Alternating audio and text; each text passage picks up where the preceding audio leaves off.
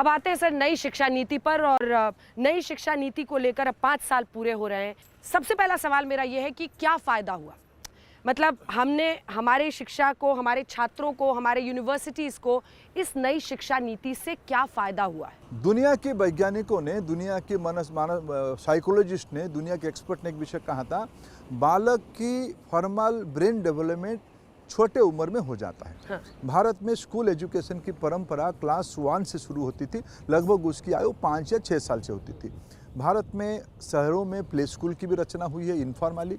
भारत में ग्रामीण इलाका में आंगनबाड़ी की भी रचना हुई है।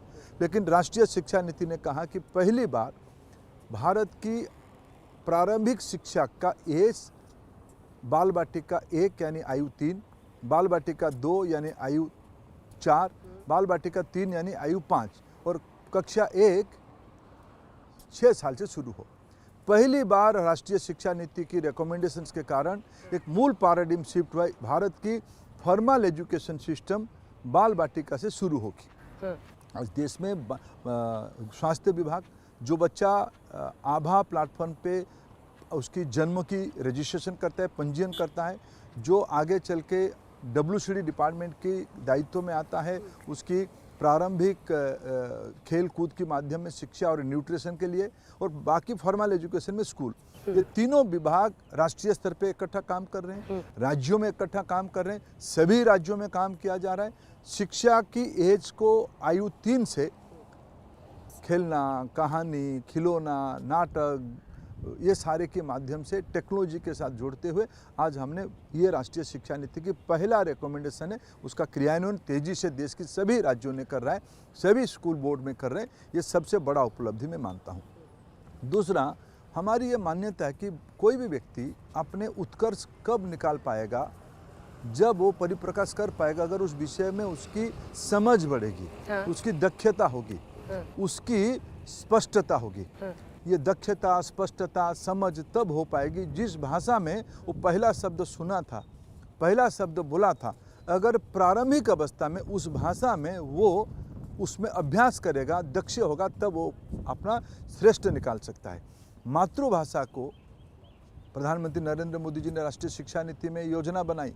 भारत की अनेक भाषाएं हैं, भारत की सभी भाषा राष्ट्रीय भाषा है, सभी मातृभाषा आधारित प्रारंभिक अवस्था में शिक्षा हो, ये राष्ट्रीय शिक्षा नीति के एक प्रमुख रिकमेंडेशन है। आज भारत की सभी राज्य इस काम को कर रहे हैं। CBSE पहली बार अपने सारे 30,000 स्कूल्स को इंस्ट्रक्शन दिया है, आपको बाल बाटिका 3 जो स्कूल से शुरू होगी, बाल बाटिका 3 क्लास 1 से 5 तक आपको मातृभाषा आधारित शिक्षा माध्यम बना देना है, पर वो काम शुरू हो गया है। ये दूसरा उपलब्धि।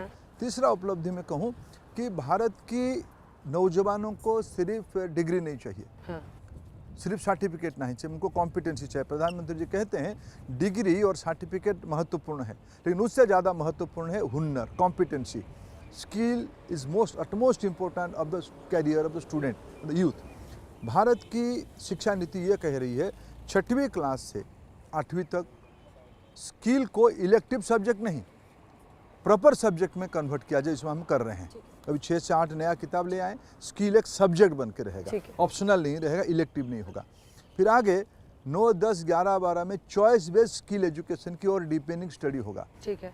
सारे कॉलेज एजुकेशन में, हायर एजुकेशन में हुनर को, कॉम्पिटेंसी को, क्योंकि भारत एक नौजवानों की देश है, भारत अपना देश की आवश्यकता को तो पूरा करेगी ही करेगी, दुनिया की आवश्यकता को पूरा करने के लिए ताकत भारत की नौजवानों में हमने दिखा है। और दुनिया की सर्विस सेक्टर में अगर भारत की टेकीज नहीं जाएंगे तो दुनिया की कंप्यूटर ठप हो जाएगा।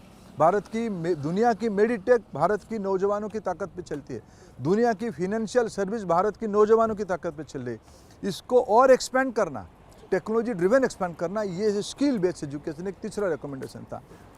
चौथा रिकमेंडेशन था कि सारा विषय में भारत की एक सोच है, भारत की ज्ञान प्रवाह, भारत की ज्ञान परंपरा, इंडियन नॉलेज सिस्टम। भारत की सभ्यता में सदियों पहले, हजारों साल पहले वैज्ञानिक प्रमाण आधारित समाज रचना की व्यवस्था थी। यह हमारी परंपरा है, उसको आज नए टेक्नोलॉजी, आज हमने AI को सारे क्षेत्र में यूज़ कर रहे हैं। हमारी पूरी डाटा को एआई के माध्यम से एनालिटिक्स करके आने वाले 100, 200, 300 साल की मॉडलिंग करना। आईकेएस के अर्थ नहीं सिर्फ पुराने बातों को याद रखना, पुराने अनुभव आधार डिजिटाइजेशन कितना हो रहा है? ये पूरी काम पे इस बार बजट में व्यापक व्यवस्था किया गया है। 500 करोड़ रुपया खर्चा किया जा रहा है एआई फॉर एजुकेशन के लिए। कई सेंटर ऑफ एक्सीलेंस बनाए जा रहे हैं। ये हुआ चौथा। पांचवा मैं अंतिम में आऊँगा। देखिए ये सारा विषय में आज आवश्यकता है कि भारत की आवश्यकता को भारत की नौजवानों ही पूरा करे। हम अपना रिसर्च इंस्टीट्यूट को, हमारी एलिट एकेडमिक इंस्टीट्यूशंस को, आईआईटी हो, एनआईटी हो, स्टेट फंडेड अच्छे इंजीनियरिंग कॉलेज हो, यूनिवर्सिटीज हो, ये सारे का केवल मिशन नहीं होनी चाहिए, अच्छा पब्लिकेशंस हो, अच्छा पेपर्स निकले, क्या प्रोडक्ट निकाला, गरीबों के कल्याण के लिए क्या उपलब्धि लाया। मैं अभी पालाकाड आईआईटी गया था, वहाँ सस्टेनेबिलिटी के ऊपर, सैनिटेशन के ऊपर पालाकाड आईआईटी नया आईआईटी है, माननीय प्रधानमंत्री 2015 से उसको शुरू किए हैं। पिछले 10 साल के अंदर पालाकाड आईआईटी ने वहाँ नया यंग वैज्ञानिकों को दायित्व देते हुए भारत की वेस्ट में से, ह्यूमन वेस्ट में से कैसे उसमें से एनर्जी निकालना, कैसे उसमें न्यूट्रिशन वैल्यू निकालना, कैसे उसको रीयूज करके फिर पानी की समस्या को समाधान करना, उच्च स्तर की वैज्ञानिक प्रयोग हो रहा है। ऐसे नेशनल प्रायोरिटी के ऊपर भारत में रोजगार बढ़ाने के लिए, भारत की खाद्य सुरक्षा के लिए, भारत की नैसर्गिक संसाधनों को सुरक्षित करने के लिए क्रिटिकल मिनरल भारत की प्रायोरिटी है, एआई भारत की प्रायोरिटी है, एग्रीटेक भारत की प्रायोरिटी है, मेडिटेक भारत की प्रायोरिटी है। अभी हमने ऑपरेशन सिंदूर में हमारी डिफेंस टेक की ताकत दिखाई। ये सारे में भारत की नौजवान, अभी देखो ये ऑपरेशन सिंदूर के बाद हम अपने आवश्यकता को तो पूरा किए ही। हमारी डिफेंस एक्सपोर्ट कभी कांग्रेस की शासन काल में सैकड़ों रुपया के अंदर था, माने 400, 500, 1000 करोड़ रुपया के अंदर था। आज जो बढ़ के 23,000 करोड़ रुपये की एक्सपोर्ट हमने किया है। एक्सपोर्ट बढ़ने से सिर्फ व्यापार नहीं बढ़ता है, भारत में रोजगार बढ़ती है, भारत में हुनर बढ़ती है, भारत की ब्रांड डेवलप होती है। इस बार भारत की डिफेंस प्रोडक्ट दुनिया के अंदर जा रही है।